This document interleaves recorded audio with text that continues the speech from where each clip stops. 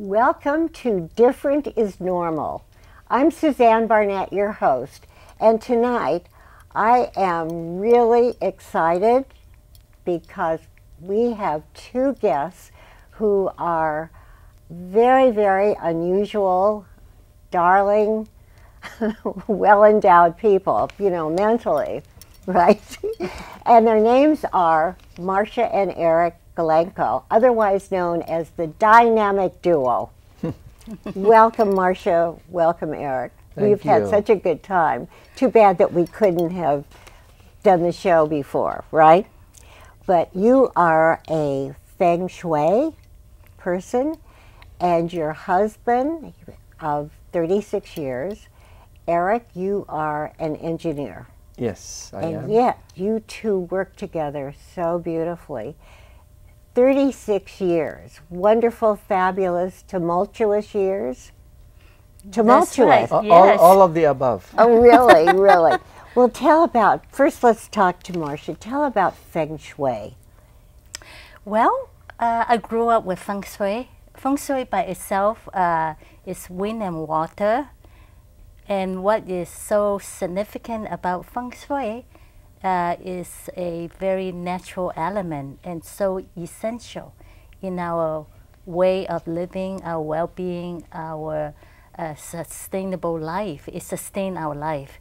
And it is originated from China thousands of years ago with the whole intention of maximizing the quality of our life.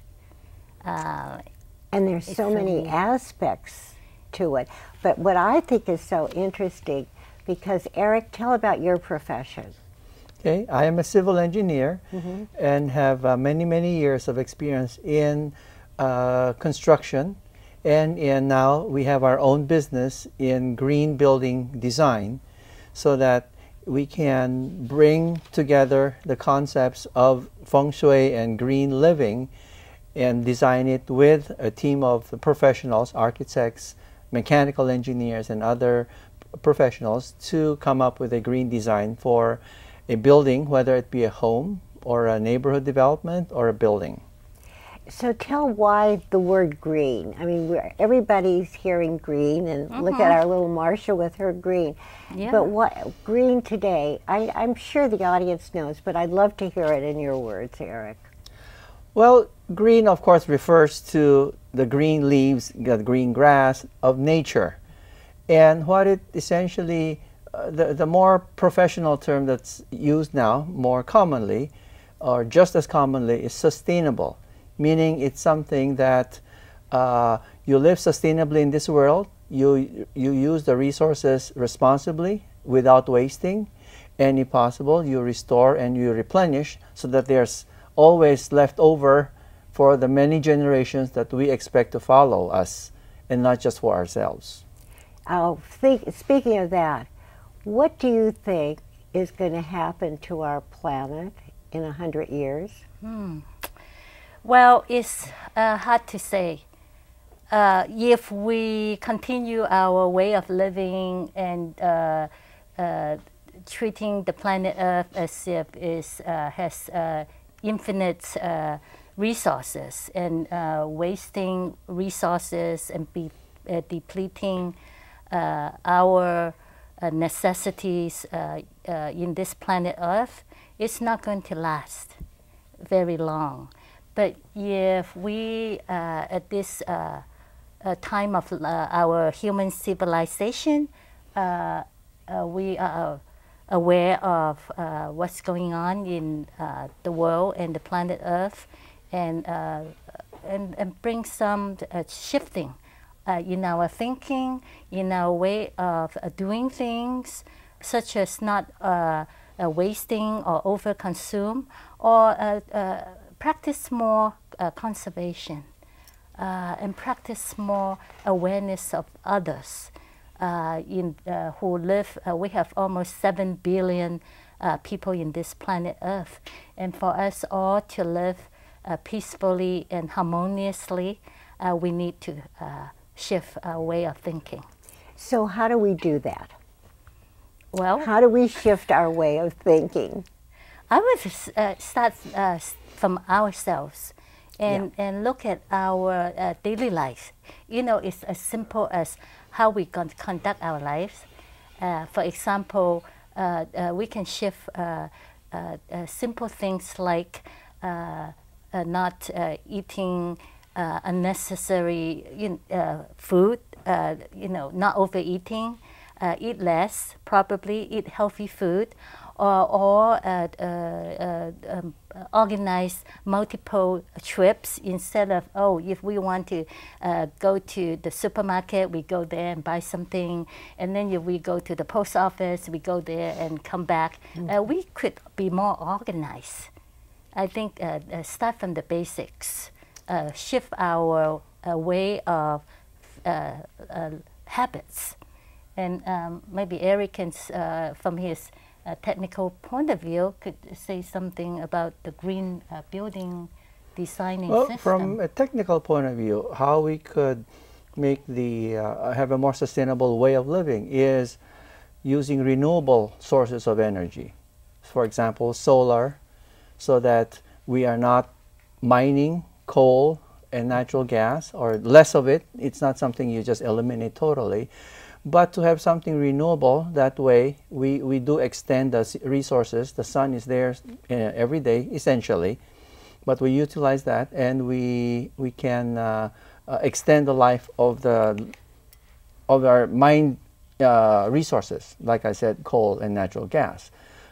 Some very simple things. If you look around us, we are using mugs for water instead of just plastic, and we just throw it in the garbage and it's out of sight, out of mind. So reuse items, as simple as that, and it all starts from little steps.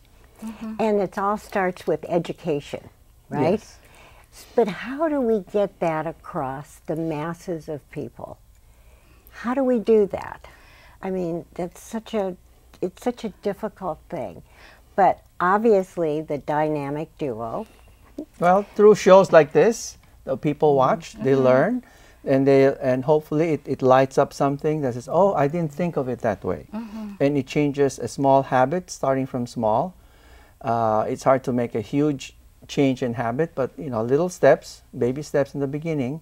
It's all in the education, from awareness down to even curriculum of schools, from elementary through high school, even college, have more courses on renewable energy, sustainability, and how we design and build things. Well, for the young people, probably when they start in learning, and they learn from their parents or they learn from their family, and if the parents or people they are close to have a way of living, I call it healthy green living. That is always constantly looking at cleanliness, looking at a place not cluttered with material goods. You buy on, very often you could buy what is needed, and a clean place signifies a clean life. An uncluttered place signifies a simple, uncluttered life too. And children, when they grow up in a favorable environment with sustainability and green practices in it, intuitively they will also learn it from their parents. Well, I'd love to tell the audience about your daughter. I was asking both of you, because I met you once before, but I just, in my mind, I wanted to know about your children, and I assumed that your children were all pretty good. So when you told me what your daughter was doing, I'd love for you to tell. Oh, well, as we speak, our oldest daughter, Madeline, who is living in Melbourne, Australia, she's in a program, it's called 40 Hours Famine. That means within 40 hours, she will not eat. she will only drink water and maybe juice. The whole idea is first of all to experience how other people in this planet Earth are experiencing, because they could be not eating for many hours, and the whole intention of this is to have this experience within yourself, and you could also reach out to your friends and family, like in my daughter's case, and she invite us to join her in this 40 hours famine. Although I have to be honest with you, I invite myself to a more diluted kind of 40 hours eating less program. But as you say, our kids, we are proud parents. They are very self-reliant and independent, and out there making a difference in the world. So I say it does start with the parents. So many people complain about the schools and that the teachers should be better. You can't blame it on the teachers. The children they reflect the parents. Mm-hmm. Yes, I really believe that. Going back to the education. Yes. And education comes from different angles, from different people. School is certainly a very important aspect, but they're in school only a few hours, relatively speaking. That's right. A small portion of the day. The rest are with the family. And the parents or the immediate family, they do have to take responsibility for educating the kids also in conjunction with the school, and not just have the mindset of just kind of giving them to the school and I'm done with my job and I don't have anything else to do with it. So it's that overall package from different sources, as a mentor, as a friend, as a parent, as a teacher, for that education of the right things and the right things to do. And I think that this is part of what we are interested in and passionate about, is the education on sustainable living and sustainable way of life. How successful have you two been with your professions and your marriage? We're gonna someday we're gonna do a show on people, unusual people like you two. How have you done this for 36 years? And you both still look like you're not beat up or you're not bruised and so forth. I mean, how did you start to do this? I mean, we're a little bit off the subject, but I want to know about your success. Yeah. First, your success, now, we're going to say this, in your relationship, because you two are so different. The yin and the yang. Yeah, we are really yin and yang. We were college sweetheart, and we dated for 6 years, and we are married for 37 years. 37? It's a long time. Yeah, 36 going to 37 years. And there's no secret. There are no secrets? No. Oh, come on. Oh, just a moment. I'm not going to go into that. Go ahead. Yeah, I would think that the longevity of our relationship comes from mutual understanding that we are different, and out from respect for each other and acceptance of each other's differences. But we do have similarity. We do have our children. We do have our work, and we look beyond ourselves. Because we are now, we consider ourselves, we call ourselves social entrepreneur. That means tell about that. Yeah, we do good, business. Our business is making positive impact, doing good to communities while creating wealth, and they go hand in hand. And the longevity of our relationship have a lot of our commitment to the planet Earth and to others. It's beyond ourselves. And I let Eric say how our about the longevity of our marriage. Definitely, Oh, it's come on, the yin and the Eric. yang. Nothing, no secrets. Nothing that marriages that have lasted a long time, that have not gone through the same thing. There's ups and downs, and there's give and take. It's, as Marsha said, there's mutual respect for the differences, and working together on where we have common ground. And in a way, doing that, the years just fly by, so to speak. Yeah. Well, you're both you have such happy faces. Oh. I mean, I think the audience should have some of this information, so that they can maybe incorporate some of this into their lives. But I yeah, do go have ahead. one secret yeah, though. okay, go ahead. Because many people do ask me that, and we don't fight. When we disagree, we usually just not talk to each other. We don't. I move away. No, I don't. No. Yeah, It's give and take. I mean, I think instead of upset and letting lash out at each other with harsh words or even physical violence, it doesn't. It's not feng shui. Feng shui is really about harmonious living, where different components of different dimensions all work together in a unison.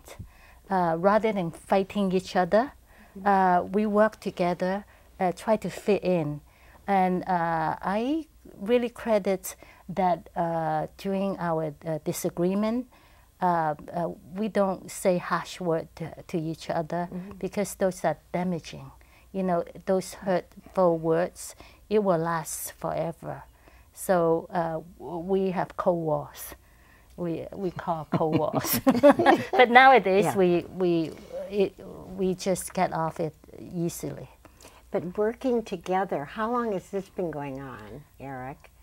The two of you working together in your business. Oh, it's over 10 years together, where we cooperate together, because I used to work separately with a construction company, and she had her feng shui. And then over 10 years ago, we did joint projects together, and then that just expanded more and more, where I use my experience and my training and education and apply to the components, so that we have a good complementary tasks in our projects, where the feng shui part, the harmony, that I'm as the civil engineer, I can put kind of the pragmatic pieces together in the puzzle. He's my technical support. He's my techno guy. I always refer all the things, looking at floor plans or site visit, because Eric is very good with site development, and I always consult with him, and I rely on his expertise. So I know he is very good at that, and working together, I respect his opinion, and even sometimes we disagree. But disagreement is good. Oh, absolutely. You couldn't always agree. That would be boring. Utterly boring. Yes. Yeah. And I don't see either one of you as being boring at all. So tell a little bit more about your feng shui. You've written 2 books, I know, Marsha. Yes. Did that take a long time to do? Well, I grew up in a feng shui family. I'm originally from Hong Kong. So my late father was a feng shui builder. And you can say I have feng shui in my DNA.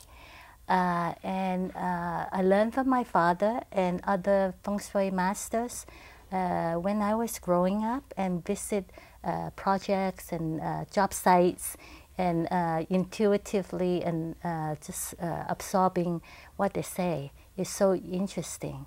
And as I grow older, and I came to this country for college and settled down in this country, and I find that there in buildings. There is the structural part of it, and yet there's also the what is lacking is the intangible dynamics of homes.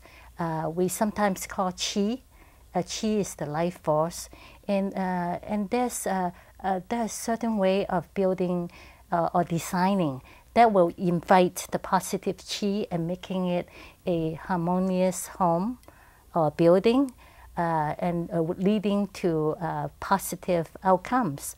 And there's also poor designs that I notice that will lead to uncomfortable kind of life, and that gave me the opportunity to share my feng shui knowledge and wisdom with a lot of builders, and I believe that the feedback always positive because it the clients are happy with the outcome of our service. You know, it's so hard to believe that if something is not placed in the right position, it's so hard to believe that that's going to screw things up.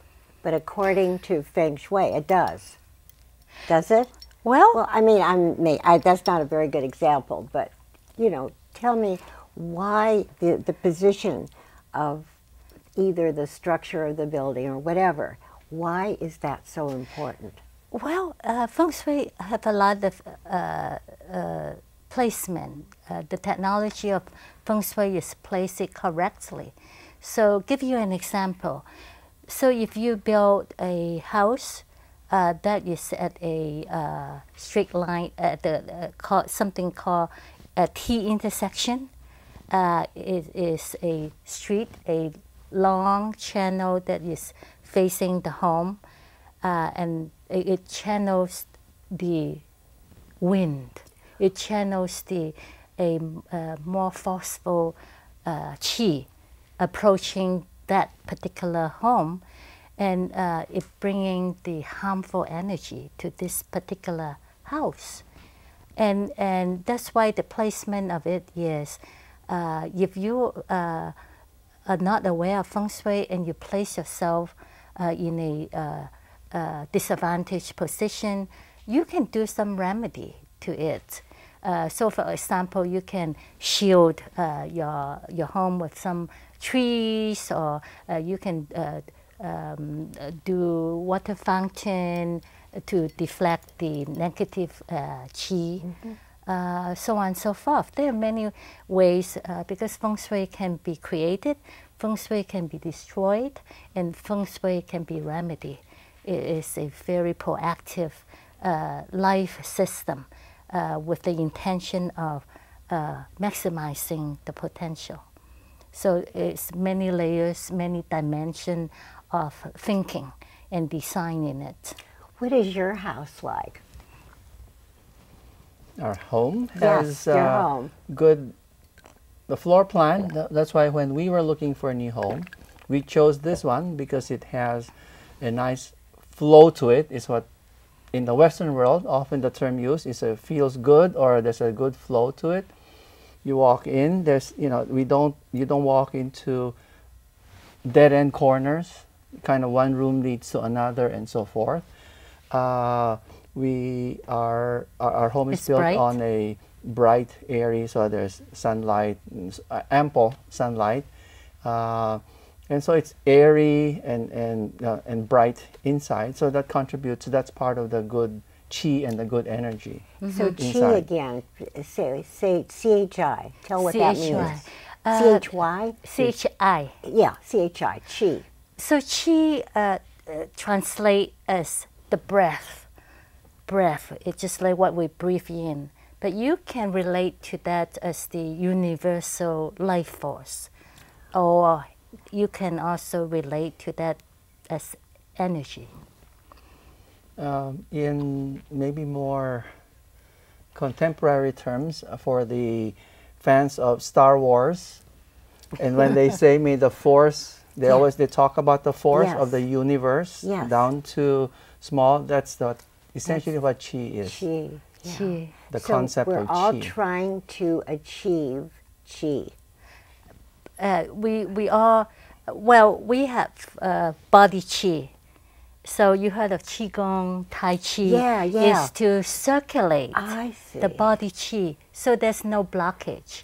So it's well, in reality, is really to bring the oxygen circulate in your body. But for the homes, we also we apply that simple principle in it. You want to have a good circulation of qi, and you do not want blockage. That means you do not want the